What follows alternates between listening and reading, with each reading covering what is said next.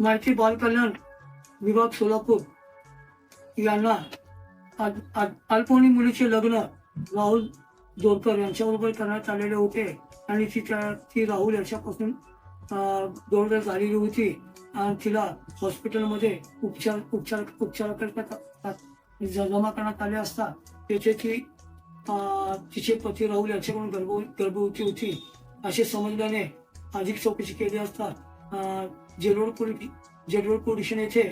अल्पवयीनचा विवाह लावून देण्यात आलेला होता आणि त्या विवाह संबंधातून अल्पवयीन बालिका वधू ही तिचे पती राहुल दोरकर यांच्यापासून ती गरोदर राहिलेली होती अशा आशयाची फिर्याद दिली असता त्यामध्ये पोलिसांनी बालविवाह प्रतिबंध कायदा भारतीय न्याय संहिताचे 64 कलम पोस्को ऍक्ट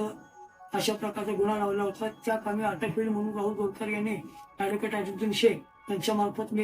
सत्र न्यायालयामध्ये अटकपूर्व जामीन मिळण्याकरिता अर्ज दाखल केला होता. त्या कामी राहुल दोरकर यांच्या वतीने आरोपीचे वकील ॲडव्होकेट अजितुद्दीन शेख यांनी दोघांचा विवाह झालेला आहे. झालेला विवाह हा वायडेबल शून्यवर जरी असला तरी हिंदू विवाह कायद्यामध्ये त्या बालिका वधूस 18 वर्ष पूर्ण झाल्यानंतर तिला आपले लग्न पूर्ण करण्याचा अधिकार आहे आणि आरोपी आणि त्या बालवधूचं पुढील संसार हे चांगल्या पद्धतीने राहावं, त्याच्यामध्ये कोणत्याही प्रकारचे मतभेद निर्माण होऊ नये